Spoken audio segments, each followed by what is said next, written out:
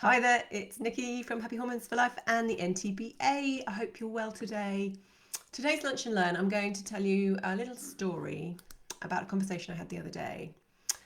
So a friend of a friend was referred to me for a discovery call. So I was on the phone to her. I've known her quite some time as well, so I haven't seen her for ages, but I know her way back.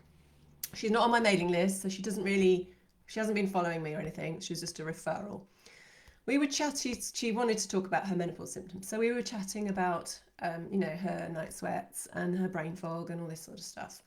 Now I know already that she's got rheumatoid arthritis, but I wanted to first of all get a feeling for what she felt she was struggling with. So she wanted to know if there were certain foods that she should be eating. So she was kind of like picking my brains, but kind of just wanting to know what kind of help she could get, because her doctor actually wanted to put her on HRT, so she wanted to see if there was anything else she could do. So I talked to her about her menopause, and then I mentioned her RA and said, "Oh, how long have you had that?" She'd had it for 20 years, and I said, "Has anyone investigated the root cause? Any sort of gut issues, blah blah blah." And so I went on and on for quite some time about, teaching her about leaky gut, inflammation, how the immune system works, how it overreacts, and how it attacks certain tissues or parts of the body. In her case, her joints. And I talked about, the testing that we do and how we support people with autoimmune conditions. After a while, because I did go on for a bit, after a while she said, "Nikki," she said, "this is fascinating. How did you get into all of this? I thought you were a nutritionist." A massive light bulb went off in my head, and I thought, yes, this is how people see us. This is how people perceive what we do, that we just advise on what people should eat. Now, I've known this for quite a while, but actually to have a conversation like that and to really have it smack me in the face was very timely, because I've been teaching the students in the foundation course how to set themselves up and how to get their message across in a way that doesn't limit us like this. So we need to educate people about what we do, and we don't do that very well currently. We tend to keep ourselves in a little box and not show the potential of what we can do. And that means we play small, we don't attract enough clients, and we don't help enough people at the end of the day. We just don't help the people that need help because we don't really know how to get that message across, right? So today I hope to just give you a few tips on how to do that.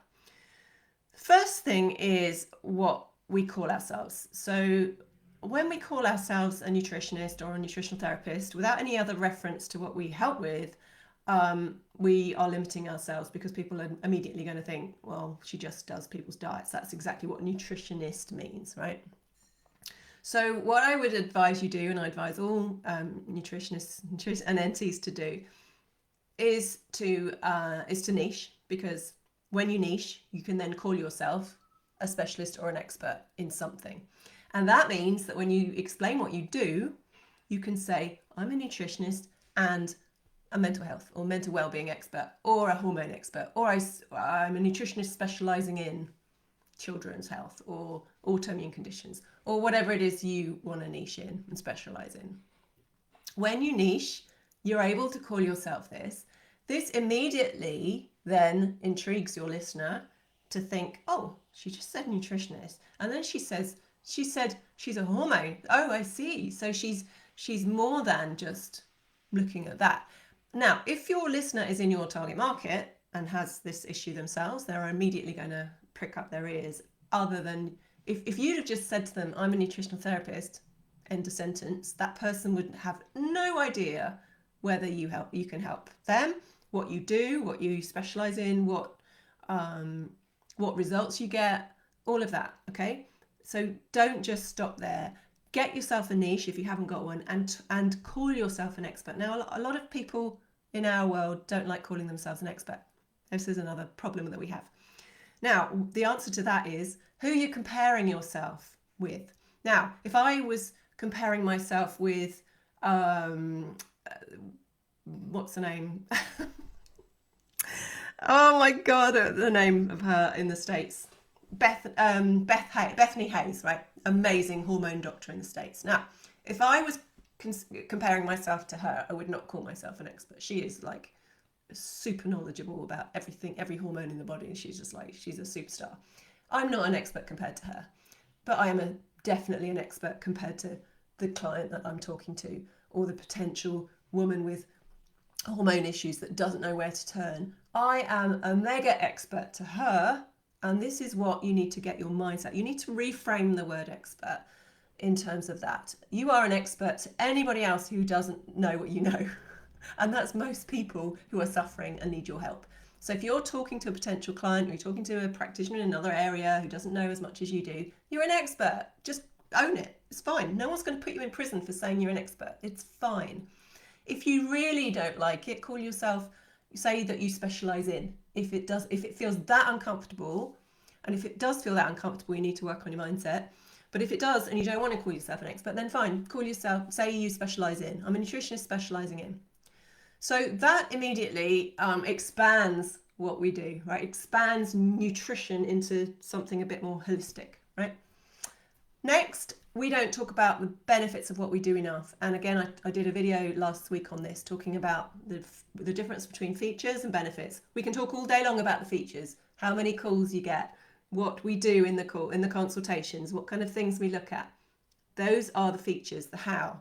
We don't talk enough about the benefits. And I think there's a little fear that if we talk too much about the benefits, that we're promising too much, that we're guaranteeing results, right? You're not.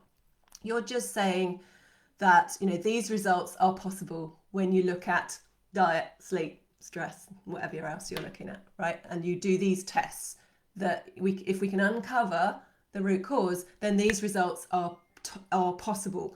Or typical results from working with me might include this and this and this, or this is what so and so client achieved by working with me, right? You can talk about this, and it's completely reasonable to say all of those things. You're not guaranteeing anything, you're not promising anything, okay?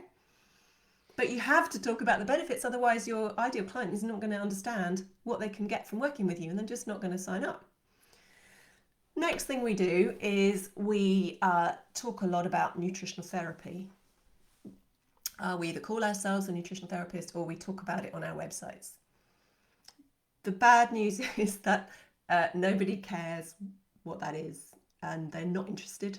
So if you're talking to a potential client who wants to get help with her brain fog or her digestive issues, she doesn't really care how you're going to do it.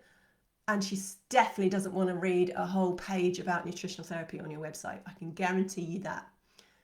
If you actually analyze the number of visitors to your nutritional therapy page, it'll be close to zero, right? So it's just a waste of space on your website. Your website should be selling you and conveying what you do and all the benefits that are available from working with you. It's not about nutritional therapy. So again, that is just limiting us, keeping us small, and not reaching enough people with what we do, okay? So take it off if you've got it on there. That's my advice. You don't have to, but that's what I would do. Next, the last thing I just want to talk about is that another thing that limits us is we just post pictures of food, either on the websites or in our social media posts. That is fine, but you need to be expanding that, because all you're doing is encouraging that perception is that that's all we do. We just talk about food, and we know that that's not true. So, start mixing up your posts with talking about your complex clients, what conditions they've got, talking about testing and what that can do, and uncovering the root cause, talking about, why mainstream medicine doesn't look at the root cause because they just don't have those solutions. Talking about lifestyle medicine and functional medicine and what it does. Posting about all the other stuff that you do other than food, so that people get the message that it's not just food you're doing, you're looking at the whole body. Talk about the interconnectedness of our systems, our hormones and our gut, and the different ways, without blinding them with science. You don't want to be doing that, absolutely not, but just get that message across that you look at all different things and not just food. So we need to think bigger. We need to step up and show more people how we can help them and the incredible benefits of working with us. So I hope that was helpful today. Have a great week. I'll see you soon.